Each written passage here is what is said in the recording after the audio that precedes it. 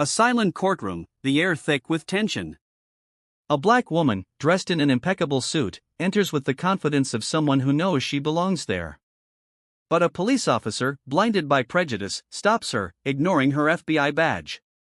With a sneer, he snatches her identification, accuses her of forging it, and, in front of a stunned crowd, attempts to handcuff her. What he doesn't know is that, in just 7 minutes, his world will crumble under the weight of the truth she holds. This is the story of Aaliyah Monroe, a federal agent who turned humiliation into an unforgettable comeback. Brace yourself, because what's coming next will leave you breathless. It was a Thursday morning in a St. Louis courtroom. The air felt dense, as if the marble walls held the secrets of years of injustice. Aaliyah Monroe, 37, entered courtroom 4B with firm steps.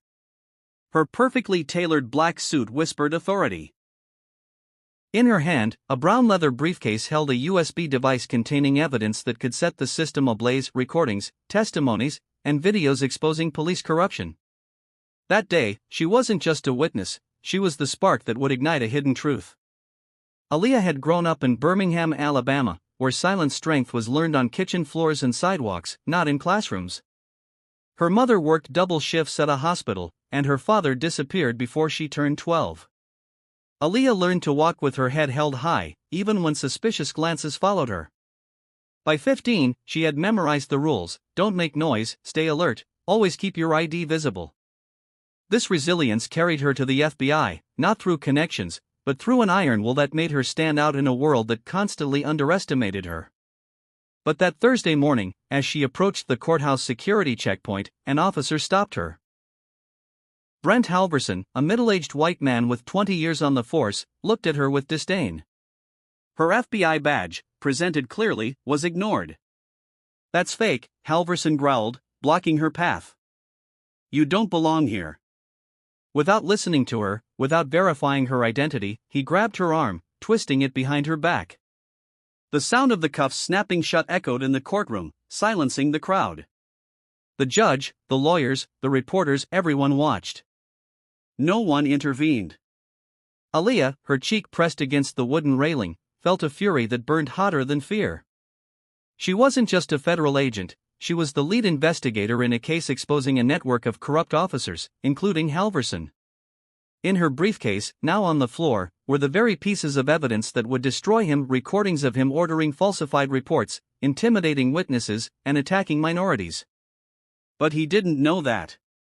"Where did you get this badge? Did you steal it?" Halverson mocked, holding her ID as though it were a joke. A couple of officers laughed, but the crowd didn't. The air grew thick, as if a storm was about to break. But on her knees, Aaliyah whispered, "You just made the biggest mistake of your life." He laughed, tightening the cuffs, thinking he'd silenced her. He couldn't have been more wrong. In a detention room, Aaliyah sat, the red marks of the cuffs still visible on her wrists. A young officer offered her water, murmuring an apology. She didn't respond. She didn't need compassion, she needed clarity.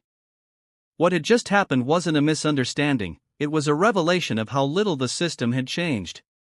Even with a badge, a title, and a truth in her hands, she was still reduced to a stereotype in seconds. Outside, the courthouse buzzed.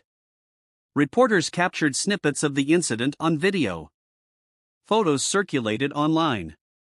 The judge paused the session, but everyone knew why. The woman who was supposed to testify had been humiliated in front of the very man she came to expose. But Aaliyah returned to court. Her testimony was still scheduled. The atmosphere had changed. Eyes followed her, phones recorded in silence, and even the court reporter hesitated over the keys.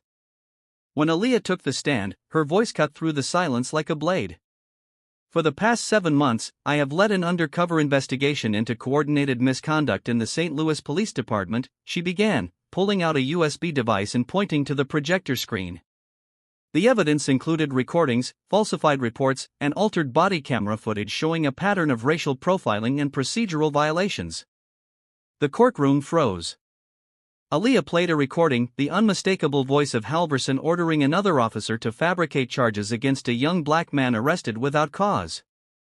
The young man's mother, sitting in the audience, silently wept. Aaliyah continued, relentless.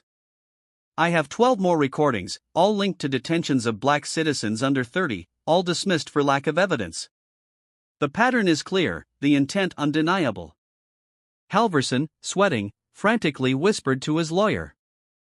His arrogance faded with every word Aaliyah spoke. When the prosecutor asked if she could identify the officer who had intimidated her 3 weeks earlier, she answered without hesitation, Officer Brent Halverson. The judge, his face tense, confirmed, the same officer involved in the morning's incident. Aaliyah nodded. Yes, Your Honor. That's why I request that the rest of my testimony be protected under federal privilege. I believe my safety is at risk. The judge agreed, and the atmosphere in the courtroom shifted.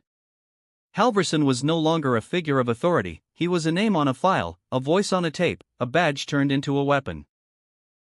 The next day, Aaliyah returned to the courtroom in the same suit, the same briefcase, but with a different energy.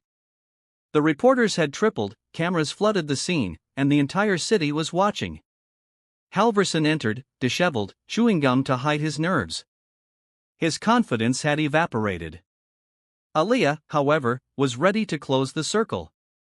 The judge announced a federal motion to declassify new files. Aaliyah took the floor. I filed an emergency motion this morning, authorized by my FBI supervisor. It includes the declassification of new evidence and a request for immediate disciplinary action against Officer Brent Halverson. She pulled out a second USB device, marked with red tape. It contained 26 minutes of audio from a confidential source who worked under Halverson's orders, detailing instructions to manipulate reports, pressure subordinate officers, and silence citizens. Halverson screamed, "This is a lie. It's a setup." But Aaliyah didn't flinch. Would you like to explain what you meant when you said, "I'm untouchable"? I have the whole system in my pocket, she asked. That's your voice on the tape, isn't it, officer? The judge allowed her to continue. Aaliyah played a video of Halverson in a dark parking lot, handing over a file with altered statements. His frozen face on the screen was a silent condemnation. Your Honor, we request the immediate detention of Officer Brent Halverson for obstruction of justice and conspiracy to interfere with a federal investigation, Aaliyah stated. The judge, his face grim, ordered, "Sheriff, arrest Officer Halverson." Incredibly, Halverson stammered, "You believe her, not me?" But no one defended him. The cuffs snapped on his wrists, the echo serving as a final punctuation. Aaliyah stepped close enough for him to hear. "You didn't think I'd have a last word, did you?" The case didn't end with Halverson. Aaliyah, alongside her attorney Natalie and a remorseful officer, Daniel Ruiz, uncovered a corruption ring that stretched beyond St. Louis. They reopened a 5-year-old case involving a young officer who had tried to expose abuse and was found dead, officially a suicide, but with inconsistencies pointing to murder. That case led to the investigation, and Monroe, a federal force, exposed systemic patterns of abuse nationwide. Ruiz testified publicly, inspiring reforms and whistleblower protections. Natalie became an unstoppable force in court. Halverson was convicted on multiple charges. His fall became a symbol that no one is above the law. Aaliyah, promoted to a senior position in the FBI, rewrote policies and trained a new generation of agents. But she never forgot the cost, the sleepless nights, the threats, the glances that followed her. One afternoon in Birmingham, sitting in her mother's house, Aaliyah touched an old photo of her father. Her mother, tears in her eyes, said, "He'd be proud of you." Aaliyah didn't respond, but for the first time in years, she took a deep breath, letting the weight lighten, if only for a moment. This is not just Aaliyah's story, it's a call to all of us. What would you do if the system tried to silence you?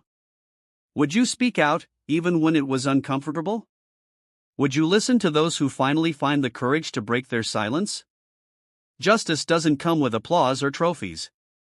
It comes with scars, sleepless nights, and the simple, radical act of doing what's right, over and over again. Aaliyah showed us that one voice can change everything. Now it's your turn. Share in the comments what you would have done in her place. What does this story mean to you?